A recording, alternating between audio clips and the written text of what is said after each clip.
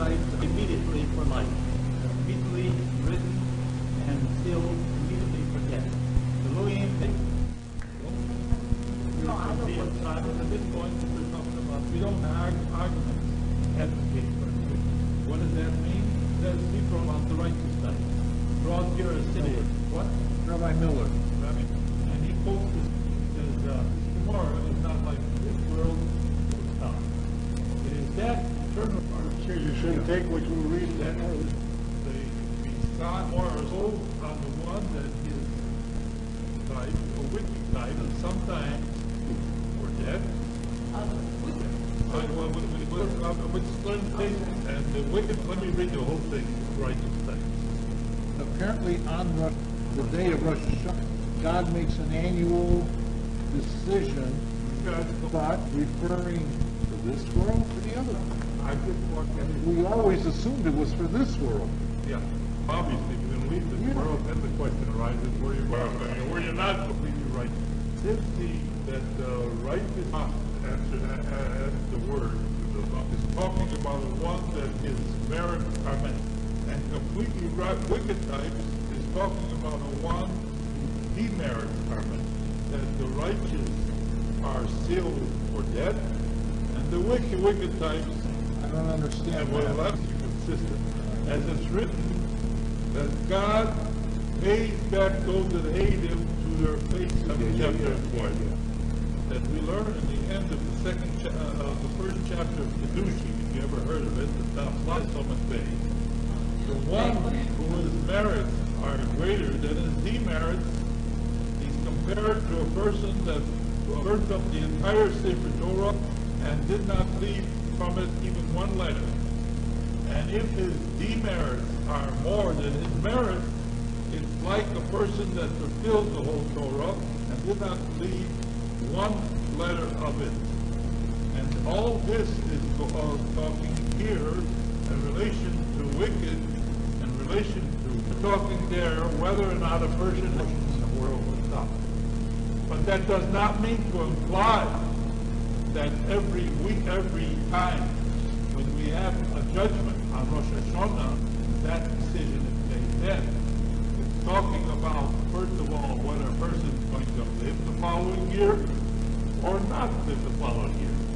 Obviously, it depends on his track record, his balance sheet, if you will, whether or not, in addition to whether he's going to live or die, if he's going to die, what's going to happen? Is he going to do what God forbid to the other? That decision would also be necessarily decided at that point. If he's going to live, the decision whether or not he's going to go to heaven or not is still in abeyance. The person still can do something about it, still go and think you're alive. You can change the situation. Yeah, he was the last one.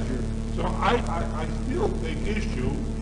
The way I learned, I understand so far. The way it is, this is the whole thing. That's the whole thing? Yeah, I don't see how Rabbi Miller... He's understanding it the other way. He's taking since he's referring...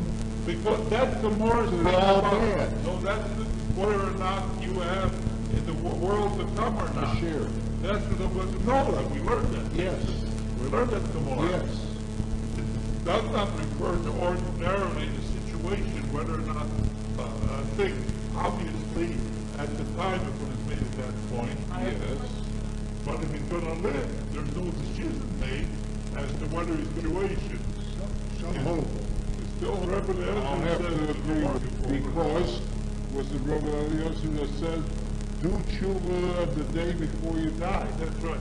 So that means there's hope that you can change. If it's decided you go the other way, it can be changed.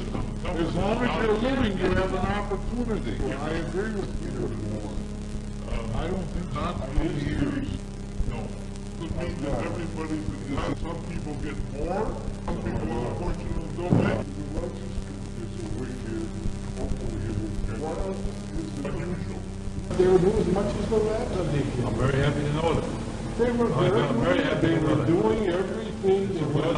Okay, now what's so the problem? We're all happy. What do you think now?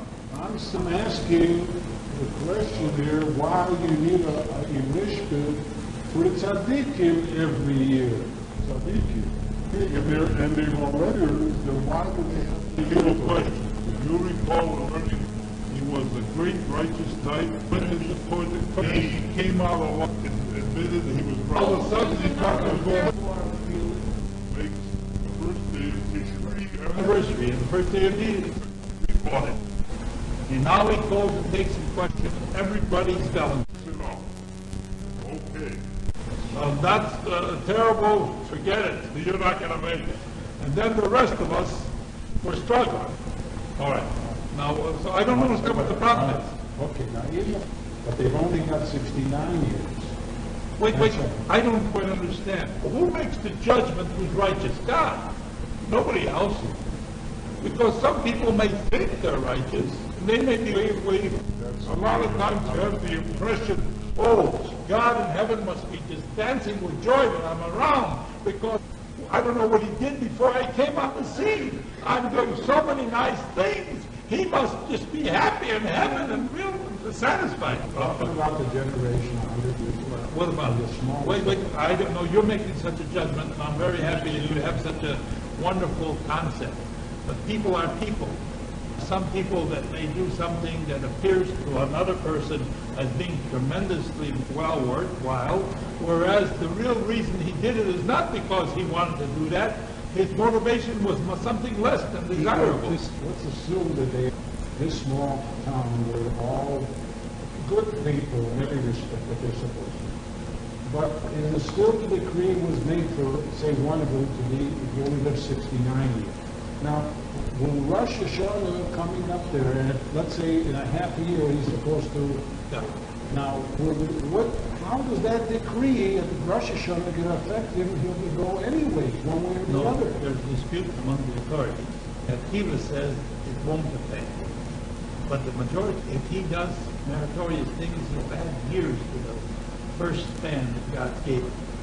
An example of that is the Gemara in Baba Basra was in charge of the charity money, and it was a year where everybody was hungry.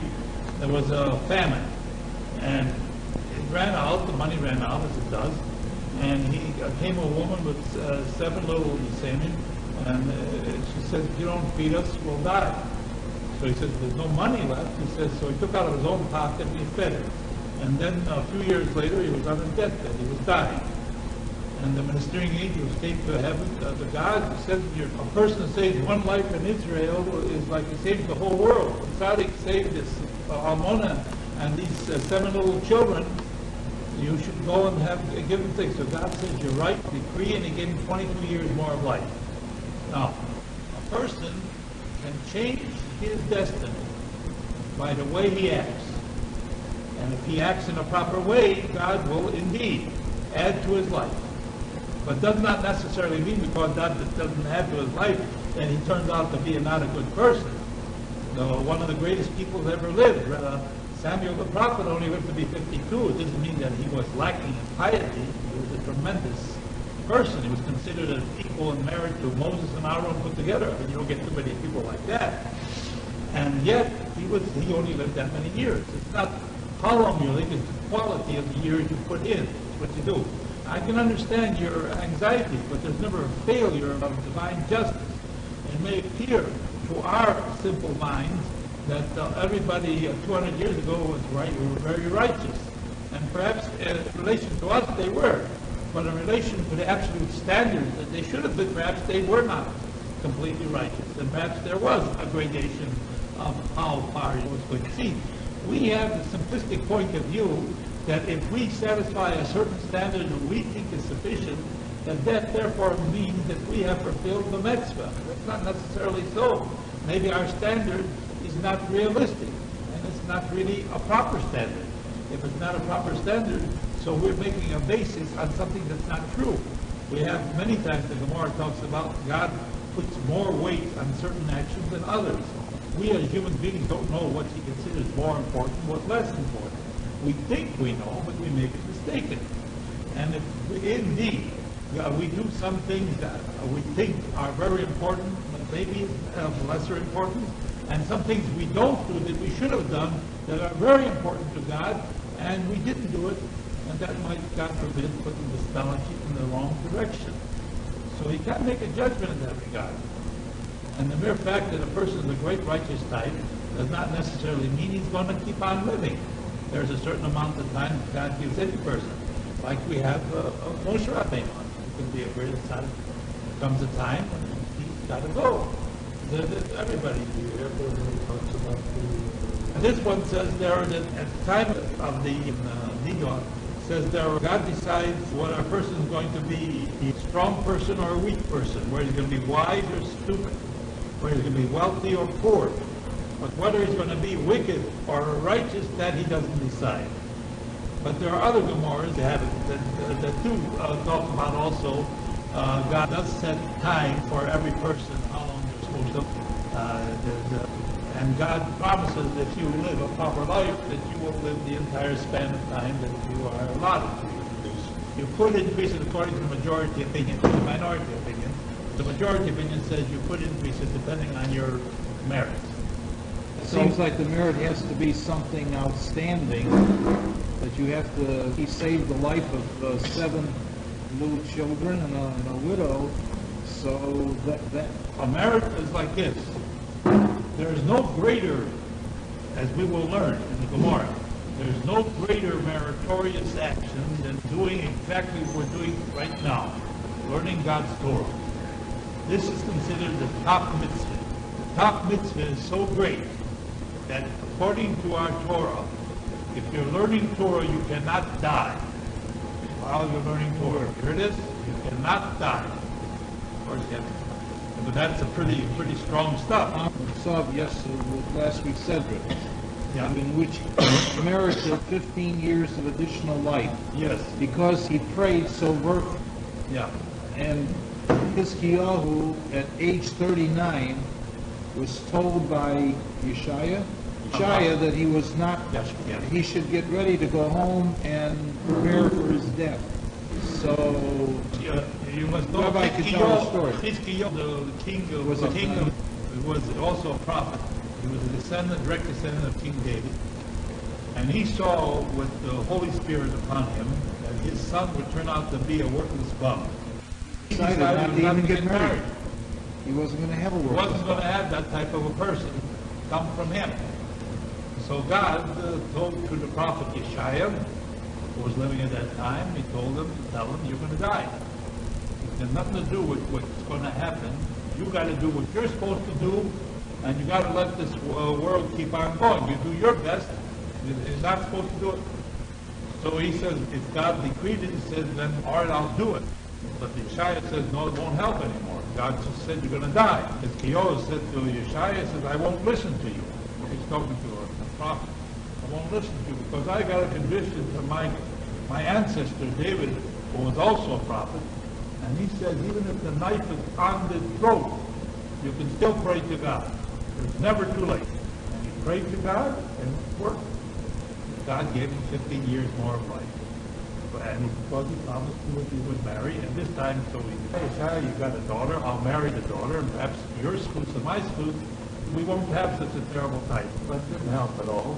He had Menashe, and Menashe, when he grew up, he killed the prophet Yeshaya. Very nice guy. Weren't there any other brothers living at the time of Hiskiyahu? Well, or he was descendant from David? There were no Yeshaya other. was also from David HaMelech. But there were no other. The one that became in other Menashe words, was the king. He ruled for 55 years. Yeah. He had And plenty all of the time kings to mess up a lot of things. So actually the strain of Mashiach is descended from Menashe, Hiskiyahu, and then David. Possible. That's the lineage. Possible There couldn't be any other, because there was no other, was there? Were there any other? There were others. There were other living brothers of That's possible. Hiskiyahu That's who possible. were sons of David? Yeah, they're not necessarily became king. Well, they're not necessarily king. They If could. there are 10 descendants of King David, male descendants, only one becomes king. The other 9 don't become king. They're royal blood, but they don't become king. Doesn't necessarily follow that they all become There king. were always battles between There were a lot of battles. for the kingship. Oh, there's no problem So there. there was It could have, how come Menashe didn't get polished off? There could have, How many Gemaras do you have? Now, remember what I told you. We have a new concept. I told you there before, there is such a concept as a wicked type, a Rosham, that's not bad. And there's such a concept, not good. Not good enough. you gotta know the difference. How come it's not good? How could you have an evil one, a Rosha, that's also good? So it divides up between their attitude and care towards God and man. All right. If they're good to God, that makes them the But tzaddik. Mage Mem, that's everything is. I'll ask the question about Nadushi. And now we're learning the mission. The first mission.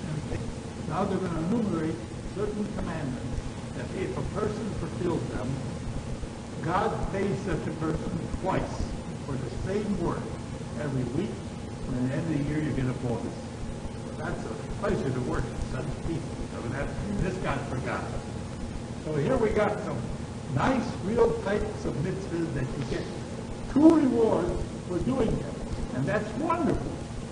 So let's find out what they are. When Rabbi asked the question about Nachman, the non-learner, these are the things, Odom also, when a person does them, also perish there. He eats the fruits of these things in this world. Oh, but the principal part of it exists for him in the world to come. In other words, he gets it good here, and he gets good in the world to come. It's a wonderful arrangement. And a Jewish person is a very important in order to grow, and trying to make peace between one person and another person. You're arguing, you're trying to make peace between them. The learning is equal to all of them put together in regards to how much reward you get out of it. You get a double reward besides that. According to the Ashur, you get it equal to all the other mitzvah Torah put together as far as reward is concerned. So therefore, if you see that I'm learning Torah all the time, you shouldn't think I'm crazy. That's right. You also can do it. It's no big deal. You just have to sit and learn when you can do it. This is the trouble. People think that in order to go and be a good Jew, you'll be just a good Jew at heart. But you won't do any of the mitzvahs. Well, that's not good. They tell us a joke about that in America, many good Jews at heart. And maybe that's the reason they got heart and they don't do anything else. You've got to do a lot of mitzvahs. And every time, one of the top mitzvahs, these top mitzvahs among the top of all these, is learning of Torah, which we're doing right now. Oh, we're enumerating each one of these mitzvahs, each one at a time, to show you that it has, in fact, a twofold reward for it. In this world, they aim in relation to the mitzvah of honoring in Deuteronomy, the 5th book of the Bible, and the 5th chapter. In order will lengthen your days, your mind will fall, in order will do good for you. And Rashi tells us, in order you'll be good, do good for you in your lifetime here, and also you will have length of days in the world to come, and it will also be good for you in this lifetime here. It will be wonderful arrangement. Wonderful. So that's in relation to honoring your father and mother. You have a passage in the Torah, and also in relation to honor, to doing acts of kindness. See, there's a passage in Mishlei, in the 21st chapter of Proverbs. There's this passage. If a person spends all their life trying to do charity and kind acts, God rewards such a person. You must say, such a person will find Chaim, life, which means life in the world to come, and also find charity and honor in this world. Is the reward. Beautiful reason. And also in relation to making peace between one Jew and another Jew, also get it to see there's a passage in Psalms in the 31. If you seek peace and run after it, what will be the result? Rabbi learns out deeper. We learn out a Gezer Shalom. One of the ways in which we interpret the is that we learn out similar verbs, running after and running after. You see what comes here in relation to making peace. You seek peace and you run after it.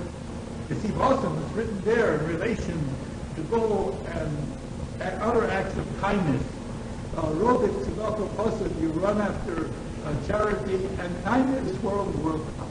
Torah, now in relation to learning Torah, wonderful. This is your life and the length of your days. The life of these brats in this world. So we mention all these to see that each one has